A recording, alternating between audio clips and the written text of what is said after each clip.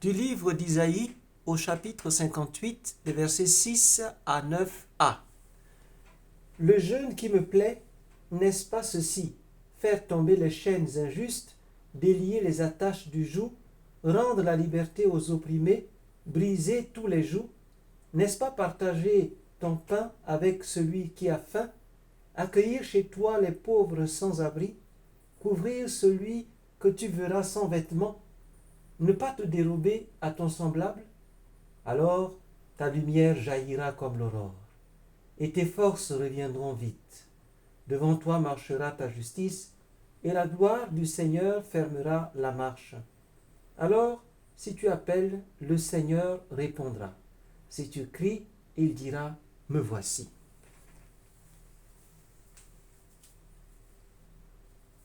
Chers frères et sœurs, chers amis dans le Seigneur, bonsoir. Je voudrais vous proposer quelques points pour votre méditation de ce premier vendredi du temps de Carême. Avant de commencer la prière, mettez-vous en présence du Seigneur. Et puis faites cette prière. Seigneur, je m'abandonne à toi. Fais de moi ce que tu voudras. Après cela, représentez-vous le décor, la scène dans laquelle vous voulez prier. Ici, je vous propose de vous représenter un quartier pauvre de votre ville, un quartier pauvre d'Abidjan, par exemple. Et ces pauvres, ils le sont pas parce qu'ils sont paresseux, souvent ils le sont à cause de graves injustices, des injustices structurelles.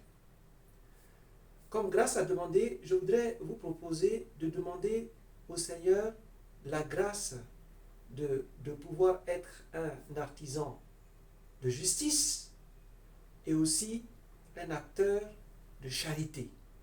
Justice et amour. Justice et charité. Dans un premier point, je vous propose avant tout de considérer le verset 6. Dans ce verset, il s'agit avant tout de lutter contre l'injustice à tous les niveaux. C'est cela le vrai jeûne pour le Seigneur. Lutter contre l'injustice dans ma famille, au travail, lutter contre l'injustice dans le quartier, lorsque je suis avec mes amis dans la grande famille. Ne pas faire souffrir injustement d'autres personnes. Voilà le challenge. Essayez de vous souvenir. Est-ce que vous avez été impliqué dans des situations d'injustice? Et qu'est-ce qui s'est passé concrètement dans cette situation? Est-ce que vous avez essayé de vivre en chrétien qui veut briser les chaînes des opprimés? Est-ce que vous avez essayé de faire avancer d'une certaine manière la justice du royaume des cieux?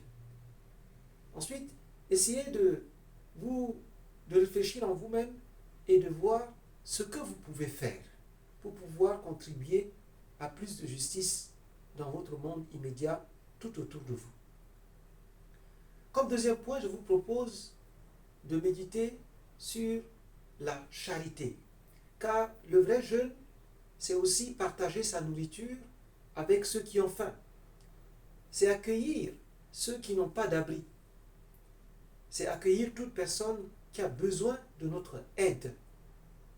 C'est de ne pas faire semblant, de ne pas voir la souffrance qui est autour de nous. C'est d'ignorer les personnes qui souffrent.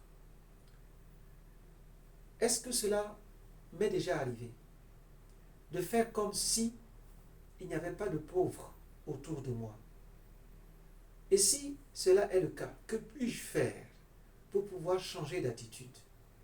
Bien sûr, il ne s'agit pas de lutter radicalement contre la pauvreté de telle sorte qu'on se dise que c'est moi seul qui vais en finir avec la pauvreté. Bien sûr que non.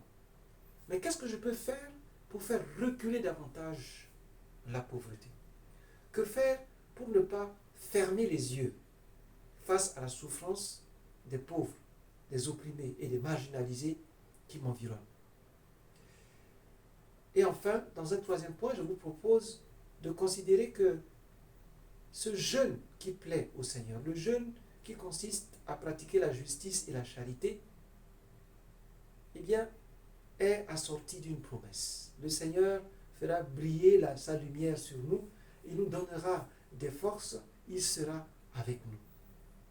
Ici, dans ce point, je vous propose tout simplement de goûter intérieurement, de sentir comment, lorsque je lutte pour la justice, lorsque je lutte pour la dignité des pauvres, eh bien le Seigneur est avec moi, il me console. Après cela, faites un colloque, parlez en cœur à cœur avec le Seigneur, dites-lui ce qui se passe, ce qui s'est passé dans votre cœur pendant cette méditation et finissez par un autre Père.